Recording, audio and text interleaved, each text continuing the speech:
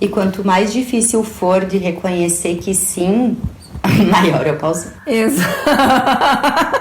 Exatamente. Mas olha só que interessante. Quanto mais difícil de reconhecer, maior é o pauzinho. E mais diferença ele vai fazer quando ele se juntar aos outros. Quanto maior ele for, mais força ele tem. Sim. Pra ajudar a sustentar os outros, né? Então, assim, quando você olha pra esse pauzinho e junta ele com os outros, gente, é uma força. É uma energia psíquica disponível pra você viver e não sobreviver apenas.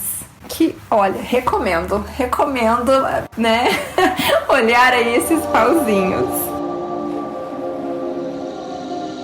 Olá, eu sou a Camila Dorazio. e eu sou Tayane Leonardi. E esse é o Vai Pela Sombra. Um podcast de duas amigas e psicólogas que descobriram os maiores tesouros da sua psique, mergulhando fundo na sua escuridão. E aí, vamos com a gente pela sombra?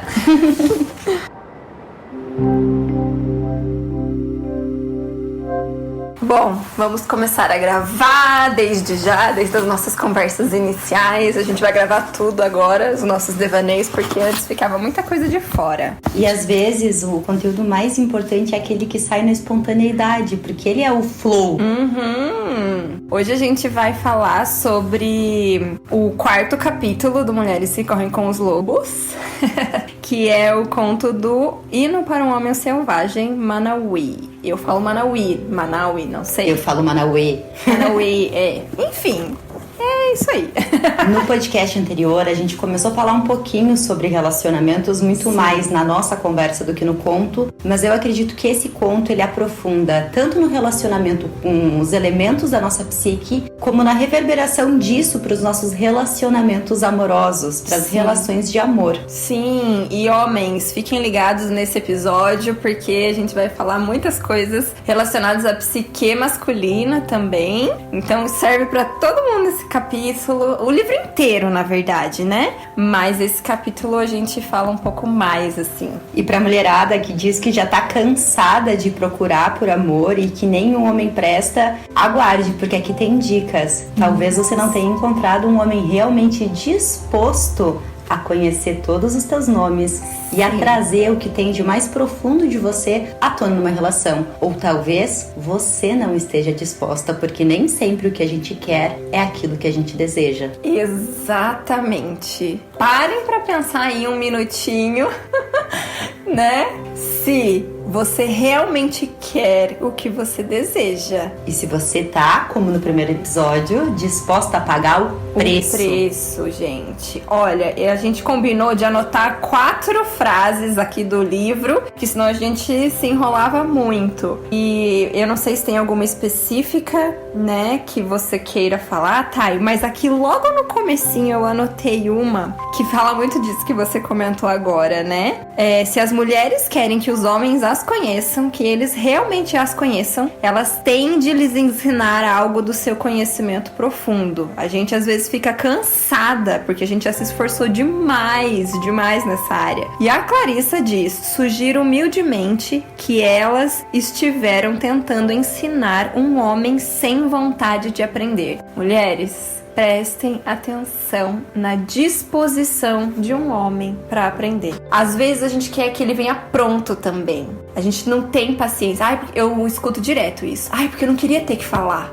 Você queria o quê então, meu bem? Nem miojo vem pronto, né? Porque o miojo tem que pôr na água e esperar 3 minutos. Exatamente. Se a gente quer se relacionar, a gente tem que falar. Se relacionar com qualquer pessoa. Amizade, mãe e filha, pai e filha, enfim, qualquer relacionamento. A gente tem que estar disposto para ensinar e para aprender. As pessoas não têm obrigação de adivinhar. E o que é óbvio pra você não é pra outra pessoa, gente. E tá tudo certo, porque é assim mesmo. Vocês já pararam pra pensar que a palavra é a única via de manifestação do meu mundo interior pro exterior? Ninguém, por mais que me conheça, pode imaginar o que existe dentro de mim, de fato, meus sonhos, vontades, anseios e limites, se eu não comunico isso pela fala. Até existe a linguagem corporal, mas se vocês não estão dispostos, não querem namorar um psicólogo ou um especialista na área, o que vai restar é a comunicação.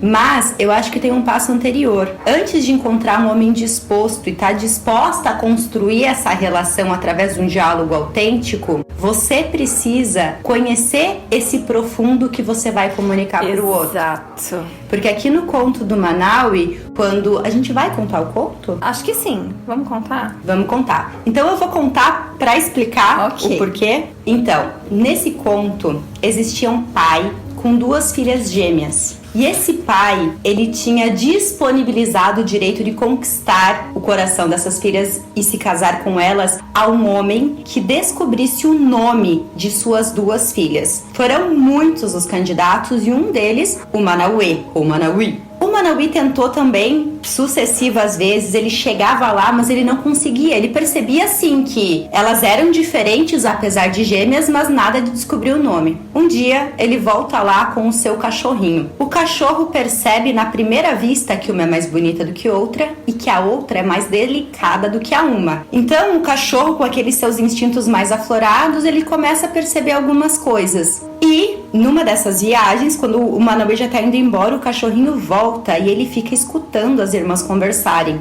E elas estão ali se arrumando para uma festa e elas chamam uma pela outra pelo nome. O cachorro pega o nome e tenta correr contar pro seu dono até que ele sente um cheiro de um osso, de um filé muito suculento. E ele pensa, né, meu Deus, não vai perder esse filé. Ele para comer o osso e no que ele se deleita com aquele osso, ele percebe que ele esqueceu o nome das irmãs. Então, ele teria que descobrir outra vez. E aí ele retorna com o seu dono e aí ele escuta as irmãs tagarelando de novo, se preparando, passando olhos uma na outra. Elas estão ali conversando e se cuidando e chamam mais uma vez o nome da outra. O cachorrinho pega, volta para contar pro dono e então ele sente um cheiro maravilhoso de noz moscada. Aquele cheiro de uma torta saída do forno descansando numa tora de lenha. Ele pensa, não dá para perder uma torta dessa, né? E ele vai lá e se lambuza naquela torta e então ele percebe, puta,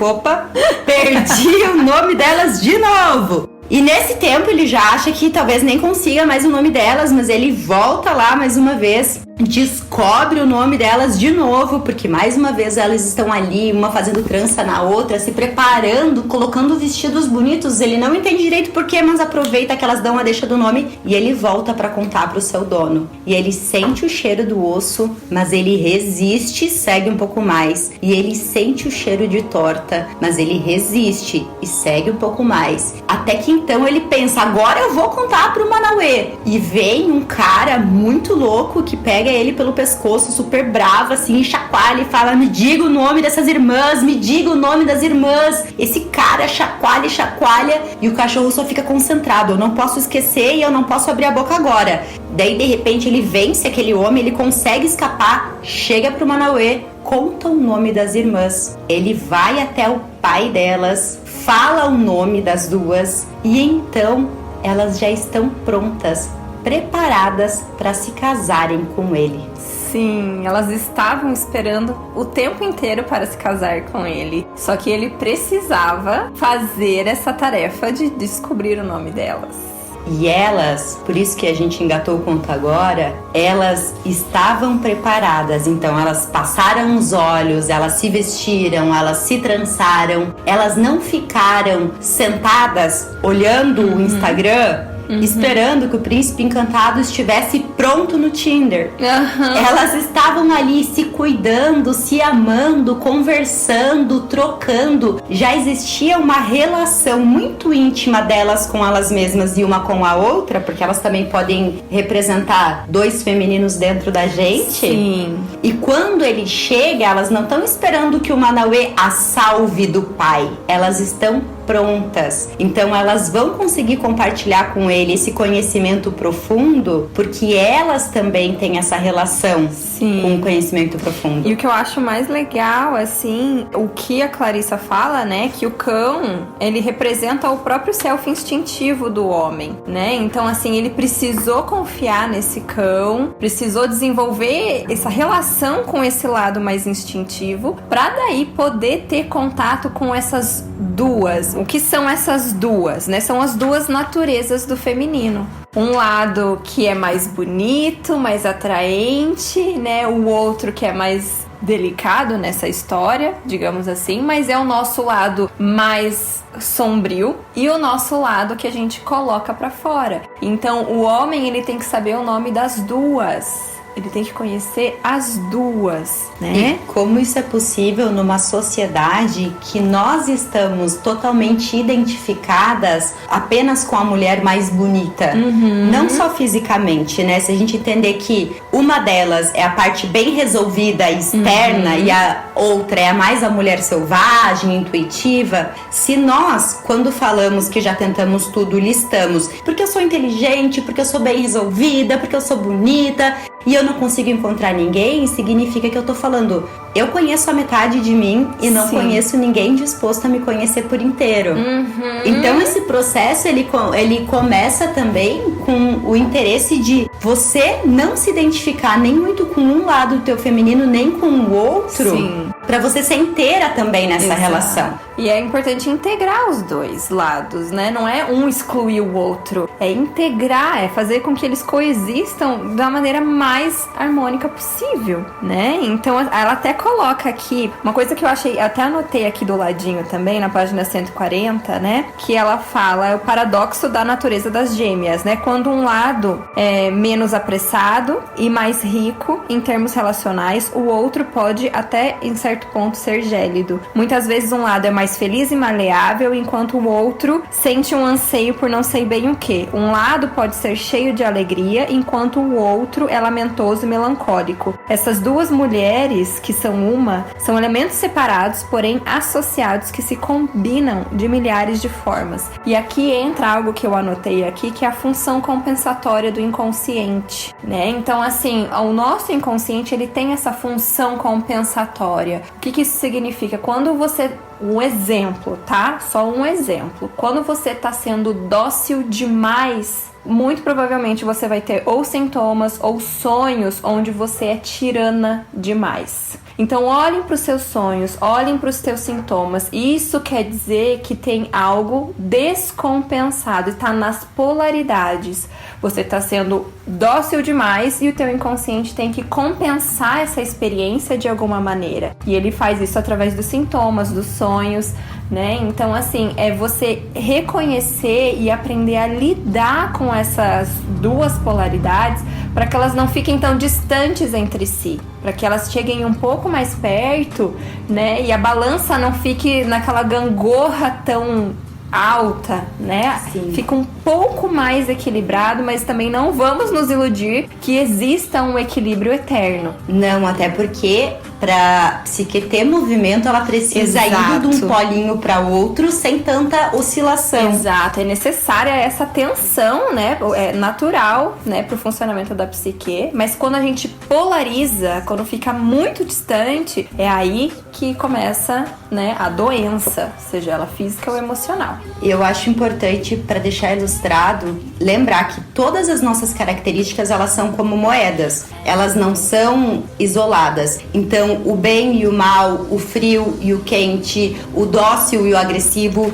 tudo que existe dentro da nossa psique tem as duas polaridades. Ah, não, eu não tenho. Sim, você tem. Você talvez não conheça. Aceite. Aceite. E Aceite como que dói menos. Tudo tem esses dois lados da moeda, se eu conscientemente só me percebo num dos lados, além de perceber no sonho a compensação, eu posso atrair pessoas na minha vida que mostrem mais o outro lado da moeda. É como se eu tô muito identificada com uma parte minha que é vítima, eu posso atrair alguém que esteja mais identificado com o algoz, não por castigo ou recompensa, mas porque a psique, ela busca esse equilíbrio, essa homeostase. E quando a gente fala que é só pela sombra que é possível ter uma evolução, a gente tá falando disso, porque enquanto eu não entender que dentro de mim, para cada qualidade, existem duas polaridades, eu vou ficar buscando a delas que eu gosto mais e projetando projetando no outro o que me falta. Exato, né? A gente também vê essa questão das polaridades nas nossas projeções no outro. E o outro não é só relacionamento, tá? É qualquer pessoa. Mas uma coisa que eu acho muito legal que ela colocou aqui também é uma história, né? Do El Bulto, não sei como é que fala. Que é um pauzinho, dois pauzinhos. Sim. Eu achei muito legal, né? Que é a história de um velho que tá à morte e chama a família pra perto de si. Ele dá um pauzinho curto e resistente pra cada um. E dos seus muitos rebentos, esposas e parentes. Quebrem o pauzinho, determina ele. Com algum esforço, todos conseguem quebrar seus pauzinhos ao meio. É isso que acontece quando uma pessoa está só e sem ninguém. Ela pode ser quebrada com facilidade. Em seguida, o velho dá a cada parente mais um pauzinho. É assim que eu gostaria que vocês vivessem depois que eu me for. Juntem os seus pauzinhos em feixes de 2 ou 3. Agora partam esses feixes ao meio. Ninguém consegue quebrar os pauzinhos quando eles são feixes de 2 ou mais. O velho sorri. Temos força quando nos juntamos a outra pessoa. Quando estamos juntos, não podemos ser quebrados. Isso diz respeito a relacionamento, mas eu fiz um paralelo pra mim em relação até às estruturas internas que a gente vai integrando, como se fossem pauzinhos. Quando a gente junta, né, e quando a gente integra, é muito mais difícil de quebrar. Por isso que é importante a gente fazer esse trabalho interno. E por isso que a gente entende a crise de 40 anos, né? Todo mundo fala, a crise dos 40, a pessoa quebra no meio. E por que isso acontece? Porque em torno dos 40? Geralmente, nós passamos uma vida identificadas com um pauzinho. Né? Eu sou a psicóloga, eu sou feminista, gosto disso, daquilo. Então, de tudo, eu sou super identificada com uma parte, com um dos meus pauzinhos. E o meu outro pauzinho, ele fica lá atrás, atrofiado. E aí, quando acontecem coisas na vida, por exemplo, o nascimento de um filho, uma perda financeira, uma mudança muito drástica, é muito fácil, como a Camila falou, quebrar esse pauzinho e eu fico toda quebrada. Desestruturada. Mas aí vem a oportunidade de conhecer os outros pauzinhos e me ver como um feixe. Sim. Porque aí eu vou ter uma força maior para passar pela vida, porque eu não vou quebrar tão fácil. Quando vier uma situação que quebrar a psicóloga, vai ter a mãe, vai ter a amiga, vai ter a esposa. Sim. Quando vier uma situação que quebrou o meu matrimônio, eu vou ter a minha profissão. Isso vale, então, tanto para eu entender por que nós precisamos uns dos outros como rede de apoio e por que a gente precisa de todos em nós, todos, inclusive os mais difíceis de reconhecer que também somos nós, para que a gente tenha mais resistência para passar pela vida. Sim, e assim, é nas relações, é o lugar assim mais fértil, né, além da terapia, mas é nas relações que a gente vai ter contato assim, ó, escancarado com a nossa sombra. Prestem atenção em tudo que te incomoda, em tudo que é difícil na relação. Aí tem tem um pauzinho aí. E quanto mais difícil for de reconhecer que sim, maior é o pauzinho. Exatamente. Mas olha só que interessante. Quanto mais difícil de reconhecer, maior é o pauzinho. E mais diferença ele vai fazer quando ele se juntar aos outros. Quanto maior ele for, mais força ele tem. Sim. Pra ajudar a sustentar os outros, né? Então, assim, quando você olha pra esse pauzinho e junta ele com os outros, gente, é uma força, é uma energia psíquica disponível pra você viver e não sobreviver apenas. Que, olha, recomendo, né? Olhar aí esses pauzinhos. E como tu começou falando do masculino, eu acho que ele tá bem representado nesse conto pelo pai das gurias. Sim. Pelo Manauê e pelo cachorro como a parte instintiva. E que é importante falar aqui que isso serve também tanto para eu pensar que eu tenho um pai psíquico dentro de mim que pode estar mais ou menos saudável. Sim. Nesse conto é um exemplo de um pai interior saudável, porque ele não entrega as filhas assim, tipo, qualquer um pegue. Sim. E como que na prática eu vejo que eu tenho um pai psíquico saudável? Uma das possibilidades de ver isso é pela facilidade como eu me entrego para uma relação.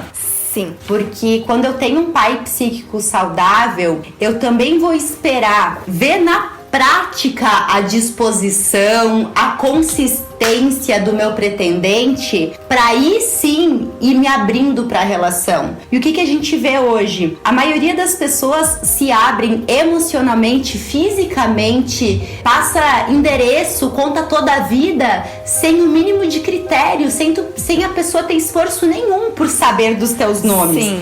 Então, isso é uma forma de ver quando o pai psíquico está saudável. Sim. E como ver se o meu Manauê interno está saudável? Uma das formas é perceber como são os homens, o padrão de relacionamento que eu tenho atraído para minha vida, né? Como são esses homens? Eles são homens persistentes, curiosos, que me suportam inteira, não no sentido de ele me aguenta porque eu sou um saco, mas que ele me suporta para além da gueixa que eu sou. Sim. Ele me suporta quando eu tô raivosa, quando eu tô triste, quando eu tô melancólica, quando eu tô vulnerável, ou é aquele homem para quem eu sou uma semideusa quando tá tudo bem.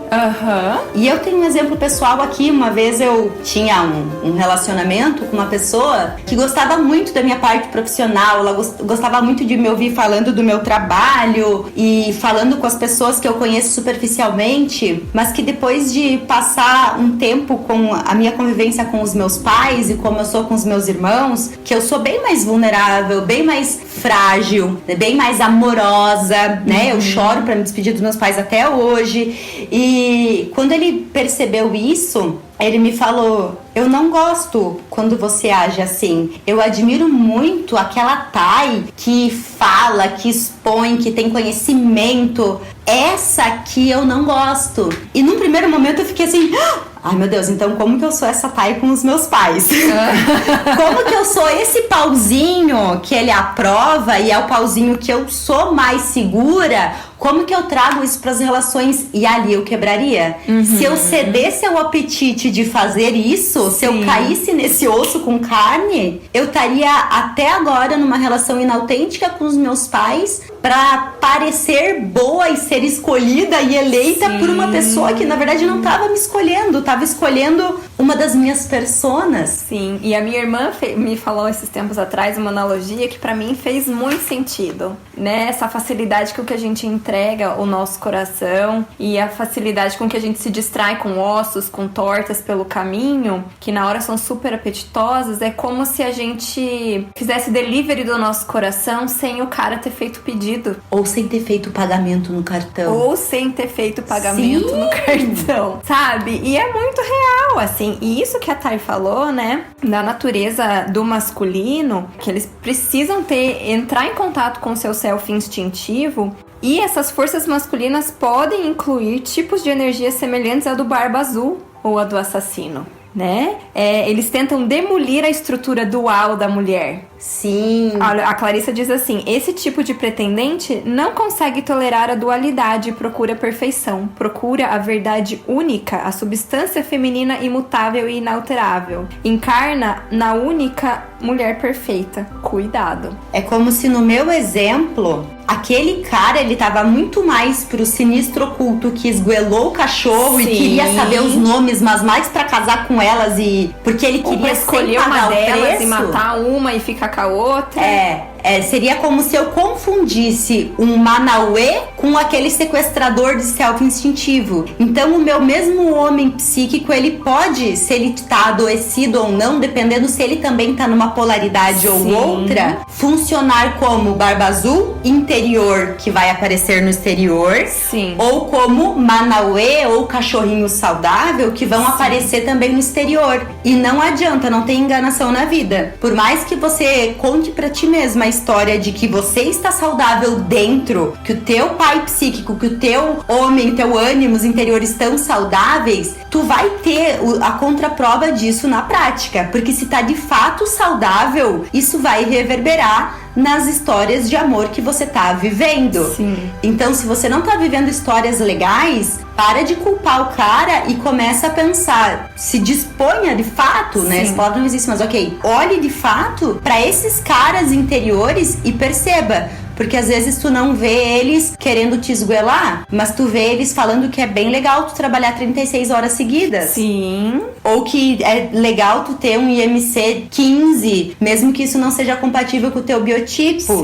Porque nem sempre a atrocidade vai aparecer da forma como ela aparece fora, mas na essência também é uma atrocidade. Sim. E isso não significa que você deva terminar, né? Clarissa coloca aqui, cuidado. E eu acredito muito que na medida com que nós vamos entrando em contato com a nossa mulher selvagem, o nosso parceiro, né, a gente consegue ensinar e ajudar na relação com que ele entre em contato com esse self instintivo e comece a entender e a admirar, né, e considerar essa outra dimensão da mulher. Vocês podem aprender juntos, né? É um processo que vocês podem fazer juntos. Se houver essa disposição, gente, eu acredito, eu não sei você, tá? Mas eu acredito sim que dá pra tornar uma relação saudável quando há essa disposição e coragem. Por mais que ela não esteja agora sendo saudável, dá sim. E com acompanhamento você consegue entender, né? Se é a hora de insistir e que os dois têm condições de fazer essa transformação na relação, ou se ali não é um terreno fértil. Eu concordo contigo, porque eu acredito que nós todos somos sacos com tranqueiras dentro. Sim. E que se a relação não é saudável, eu jamais acredito que tem um responsável. Eu acredito muito em 50-50. Eu posso estar mais enganada que eu sou mais vítima, mas isso também mostra um mecanismo de controle, uma forma minha de manipular a realidade. Sim. E eu vejo ainda que muitas vezes terminar a relação é uma forma do meu cachorrinho interior se distrair. Sim. Porque eu tô ali, eu quero chegar do outro lado numa relação, porque a relação ela é construída tijolo por tijolo. Muitas vezes a gente tem um castelo da Barbie dentro da bolsa e a gente acredita que vai encontrar alguém que só vai caber nesse castelo. Olha a objetificação do outro. O relacionamento real, ele é tijolo a tijolo numa estrada parecida com essa que o cachorro percorre com o conhecimento do nome até levar pro Manauê.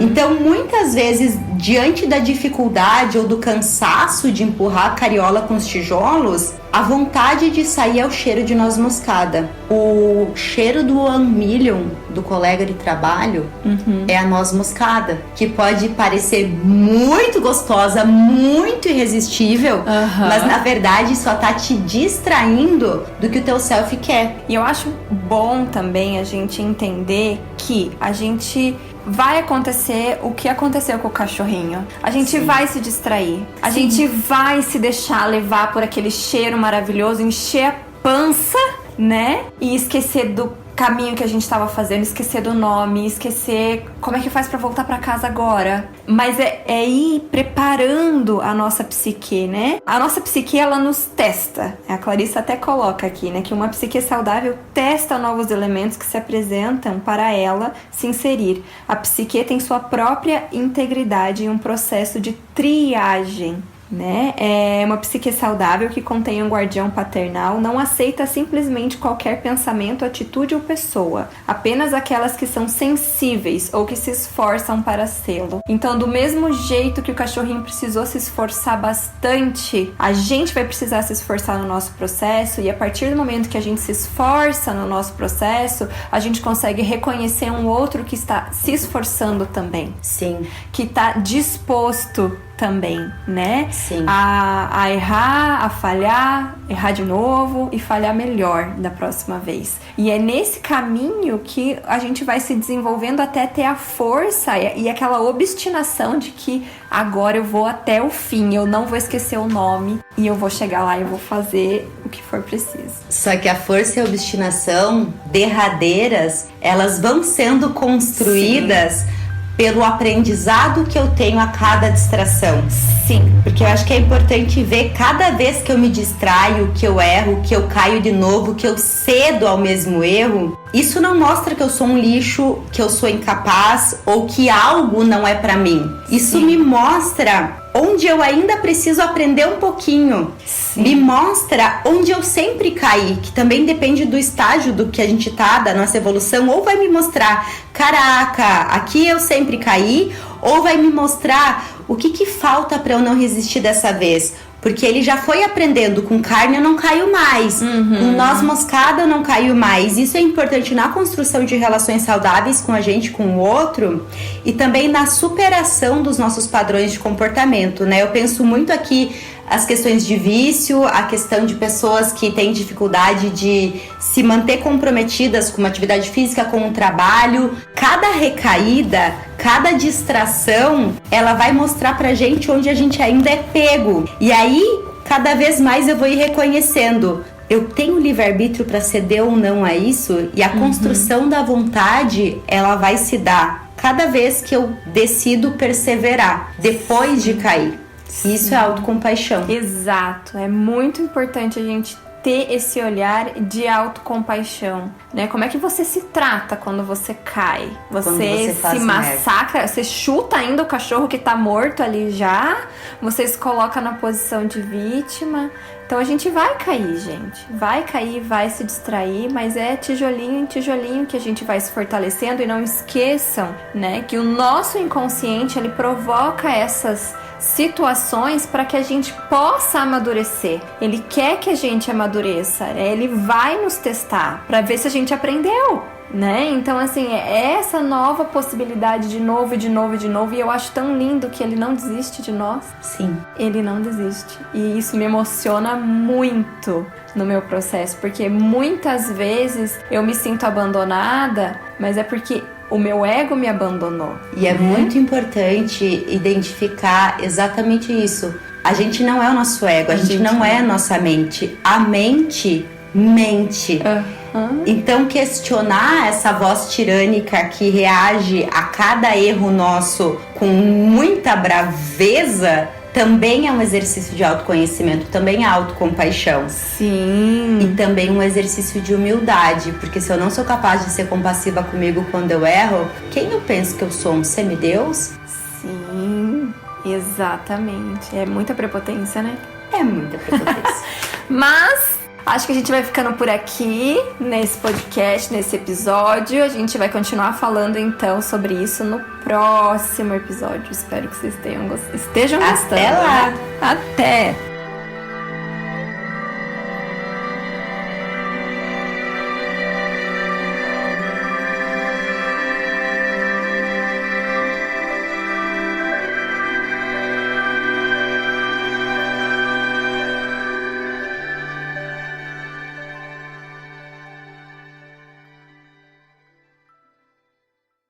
Este podcast foi editado no Estúdio Papaya.